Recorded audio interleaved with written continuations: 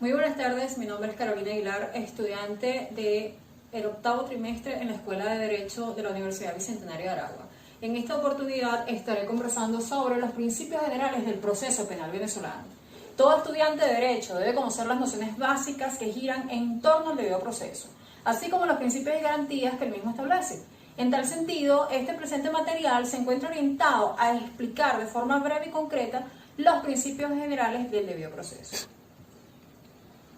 El proceso está regulado por una serie de principios que constituyen la estructura en la que se apoya la totalidad de las normas que lo regulan, ya que ellos contienen los preceptos fundamentales que deben guiar al órgano jurisdiccional y a las partes en la interpretación y en la aplicación de las normas adjetivas.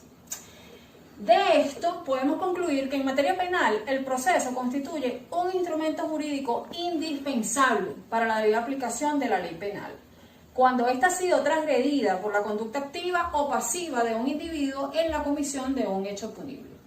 Adicionalmente, dichos principios y garantías constituyen la base fundamental de nuestro ordenamiento jurídico, no solo por tratados internacionales suscritos en nuestro país. Es por eso que la legislación venezolana contempla aspectos relevantes que deben ser tomados en cuenta para la aplicación en el derecho penal y en este contexto soportado por la Declaración Universal de los Derechos Humanos de la ONU. La Constitución de la República Bolivariana de Venezuela, específicamente en su artículo 46, consagra el derecho que tienen las personas al respecto de su integridad física, psíquica y moral. Asimismo, establece que en el proceso penal toda persona debe ser tratada con respeto a la dignidad inherente al ser humano. De igual manera, dispone en su artículo 44 que ninguna persona puede ser arrestada o detenida, sino en virtud de una orden judicial, a menos que sea sorprendida infraganti, en cuyo caso será llevada a un tribunal competente en un periodo no mayor a 48 horas y excepcionalmente será privada de su libertad durante el proceso de investigación y juzgamiento. Podemos notar que en los últimos tiempos, en algunos casos, este lapso de las 48 horas, por lo general, no se está cumpliendo. Inclusive, vemos como algunos jueces obligan al imputado a asumir que no deben tener una defensa privada, sino pública, ¿ok? Violando de alguna forma, o mejor dicho, de todas las formas, el debido proceso a su defensa, ¿ok? El proceso de investigación y juzgamiento debe darse con plena seguridad de que va a ser en base a los lineamientos legales que están establecidos en este artículo 44. ¿Ok? Esto comporta una medida de salvaguarda a la libertad personal, que según Cabanela se encuentra representada por el conjunto de derechos y facultades que, garantizados legalmente, permite al individuo como miembro del cuerpo social de un Estado hacer o no todo lo compatible con el ordenamiento jurídico respectivo.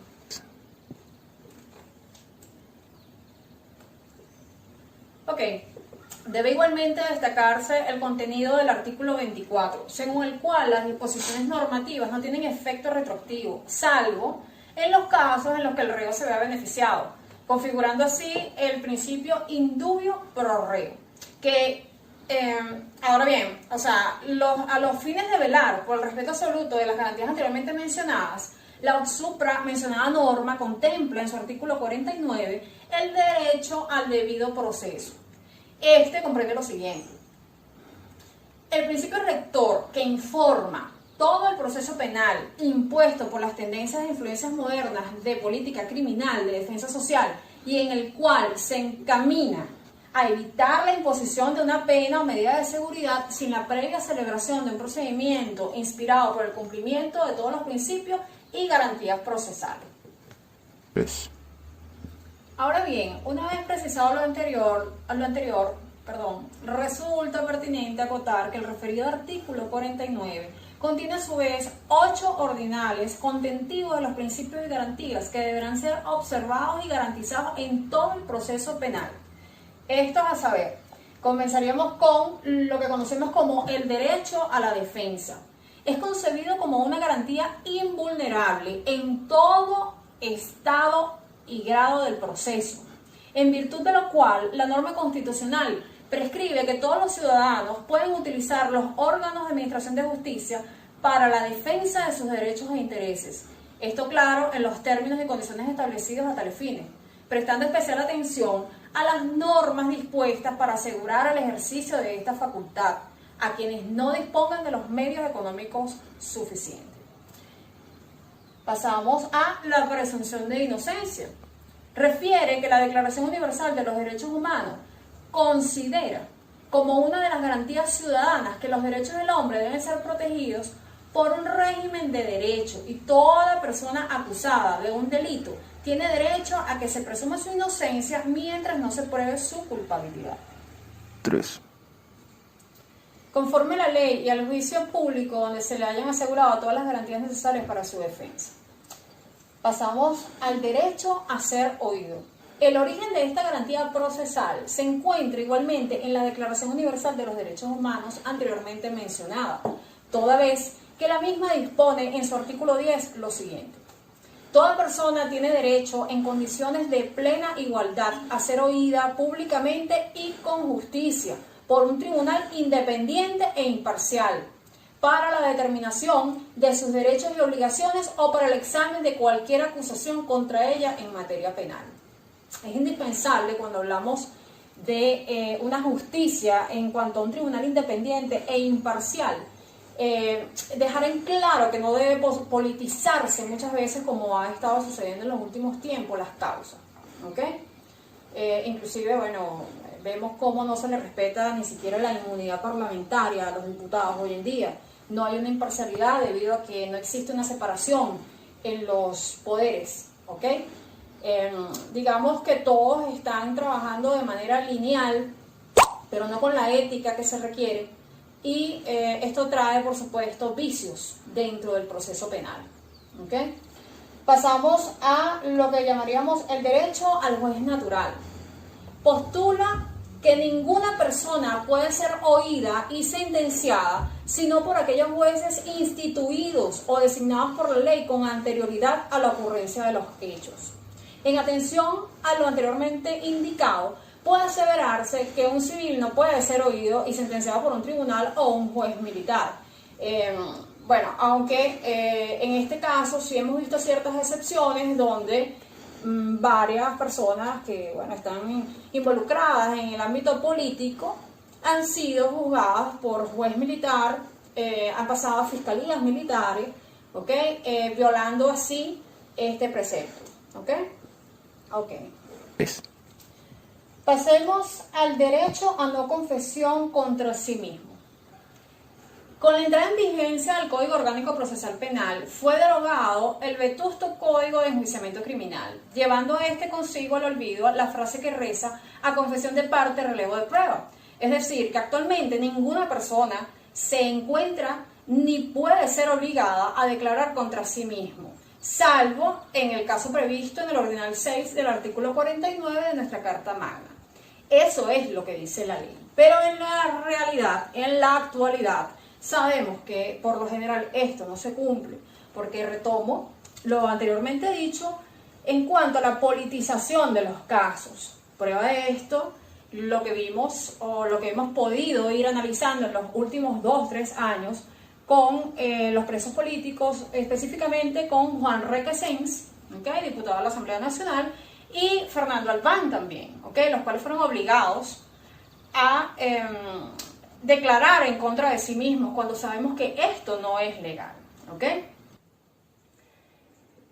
El Código Orgánico Procesal Penal nos habla de que no es válido la autoconfesión, pero vemos a diario cómo organismos de seguridad del Estado, como lo son el FAES, mejor conocido como Fuerza de Acciones Especiales de la Policía Nacional, DGCIN, SEBIN, son el medio de tortura directo para todos y cada uno de aquellos que, lamentándolo mucho, no vayan en concordancia de pensamiento o de un pensamiento lineal con lo que políticamente hemos venido arrastrando durante los últimos 20 años.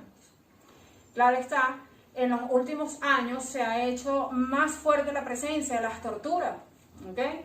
En cuanto a las torturas, bueno, son miles de maneras las que han utilizado. Inclusive, hasta hace poco, no hace mucho, se dio el caso de que fueron torturadas unas mascotas de las personas que estuvieron protegiendo a Óscar Pérez, antes obviamente de que lo encontraran, ¿ok? Posterior a esto, estos perros pasaron por una serie de situaciones súper graves, ¿ok? Fueron maltratados.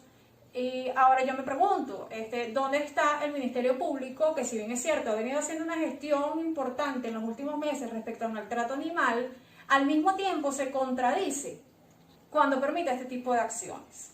O sea, ¿dónde está la diferencia? Me pregunto. Sin embargo, bueno, sabemos que mientras no existe una separación de los poderes en este país, lo que dice la Carta Magna, lo que dice el Código Orgánico Procesal Penal y el resto de las leyes, lamentándolo mucho, no se cumple a cabalidad, siendo nuestra Carta Magna la más bella del mundo y la más perfecta. Sin embargo, sabemos que, lamentándolo mucho, esto no aplica. ¿Ok?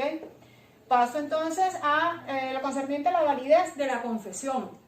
Se entenderá como válida la confesión realizada por el individuo que se investiga, siempre que la misma fuere hecha sin coacción de ninguna naturaleza. Voy a retomar lo anteriormente dicho, sobre todo especificando dos personajes de la vida política, como lo es el señor Fernando Albán, como lo fue Fernando Albán, y Juan Requesens, que irónicamente se le dio un indulto hace poco, sin haber sido juzgado. Entonces, o sea, es contradictorio, pues, cómo se manejan las leyes en este país, ¿ok? A estos diputados se les fue violada su inmunidad parlamentaria, ¿ok? Y adicional a eso, bueno, fueron sometidos a torturas crueles. Bueno, en el peor de los casos, Fernando Albán, lamentándolo mucho, falleció. Actualmente, lo sé, que por medio de la Fiscalía fue suspendido el juicio a las personas que fueron imputadas, acusadas en torno a este caso, dejando totalmente en el limbo jurídico qué sucedió allí. Pero Fernando Albán y Juan Requesens fueron víctimas directas de lo que se conoce como la no validez de esta confesión, porque fueron torturados, ¿ok? Fueron violentados en su integridad física, psíquica y moral, en todos los aspectos que ya obviamente conocemos, porque son casos que tienen ya más de 2 años, que le han dado la vuelta al mundo inclusive, que están en estos momentos en discusión en la ONU, ¿ok? Pero que sencillamente seguimos viendo cómo dentro de nuestro país se sigue violando el debido proceso. ¿Okay? Pasemos al nullum crimen nulla poena sine lege. Este configura el principio de legalidad y sostiene que ningún individuo podrá ser sancionado por aquellas acciones que no se encuentren expresamente tipificadas como punibles en una ley preexistente a la ocurrencia de los hechos. En el non bis in idem encontramos que lo que quiere decir es que la persona no puede ser juzgada 2 veces por la misma causa. Al respecto, lo asevera Cabanelas, que en materia penal no cabe castigar 2 veces por el mismo delito, ya que ni siquiera aplicando 2 penas por un mismo hecho o acusando por segunda vez o por un delito ya sancionado. Pasamos a la responsabilidad del Estado por errores judiciales. Esta garantía supone que para todo Estado de Derecho que se repute como tal, una de las formas idóneas de dar transparencia a los procesos judiciales es admitir que en el transcurso de los mismos pueden ocurrir errores, retardos u omisiones injustificadas por parte de los encargados de administrar justicia. Razón por la cual se concede a las personas la facultad de solicitar al Estado el restablecimiento de la situación jurídica infringida por causa de dichas demoras, acciones u omisiones.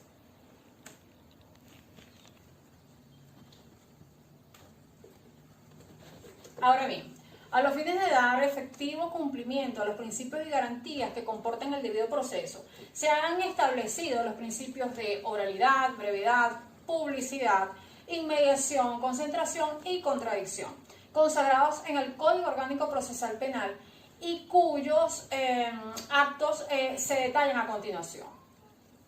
Cuyos artículos, perdón, se detallan a continuación. En la oralidad, esta refiere que el material de la causa ¿qué es el material de la causa? A saber, hablemos de alegatos, pruebas y conclusiones que solo podrán ser practicados frente al juez en una audiencia oral. Esto está establecido en el artículo 14. El juicio será oral y solo se apreciarán las pruebas incorporadas en la audiencia conforme a las disposiciones de este código. ¿Ok? Cuando hablamos de la publicidad, este busca asegurar el desenvolvimiento del proceso en forma de que cualquier persona, ya sea parte de la causa o ajena a esta, tengan conocimiento de las actuaciones realizadas en el tribunal y acceso inclusive a las audiencias. En tal sentido, la justicia se encuentra sometida al directo control y examen tanto de las partes como del público en general, mitigando así la posibilidad de una justicia secreta o de gabinete. Esto lo contempla el artículo 15. El juicio oral tendría lugar en forma pública, salvo las excepciones de ley, obviamente, dependiendo sobre todo las situaciones políticas que se manejan en este país. Habrán audiencias que no pueden ser públicas y por lo tanto ahí es donde aplican estas excepciones. Hablemos de la inmediación. La inmediación procesal, según Rengel Romberg, quiere que el juez deba pronunciar la sentencia, haya asistido al desarrollo de las pruebas de las cuales deben derivar su convencimiento. Esto lo tenemos plasmado en el artículo 16. Los jueces o juezas que han de pronunciar la sentencia deben presenciar ininterrumpidamente el debate y la incorporación de las pruebas de las cuales se obtiene su conocimiento.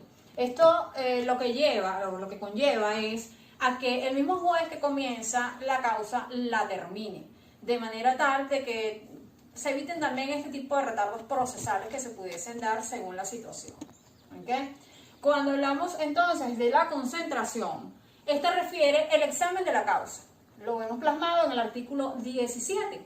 Iniciado el debate, este debe concluir sin interrupciones y en el menor número de días consecutivos posibles. De manera tal de que si por alguna razón se debe paralizar el proceso, que no tome tantos días, porque realmente esto entorpecería el proceso. Y lo ideal es que sea la menor cantidad de tiempo posible.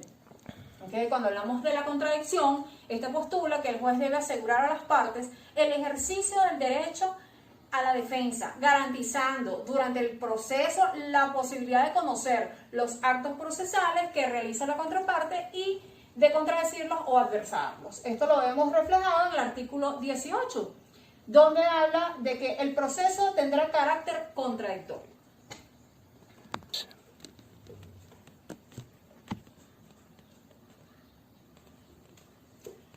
Bueno, de la presente investigación puede concluirse que nuestro ordenamiento jurídico contempla todas las garantías procesales que deben ser tomadas en cuenta para dar un cabal cumplimiento a los postulados del debido proceso.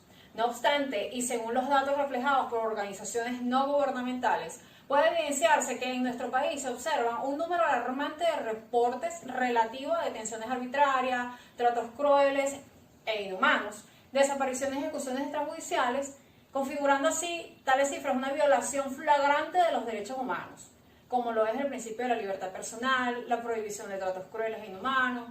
Todo esto está previsto en la Declaración Universal de los Derechos Humanos. Nuestra Carta Magna y el Código Orgánico Procesal Penal, en tal sentido, recomienda la conformación de un ente encargado de velar por el cumplimiento de los principios y garantías procesales.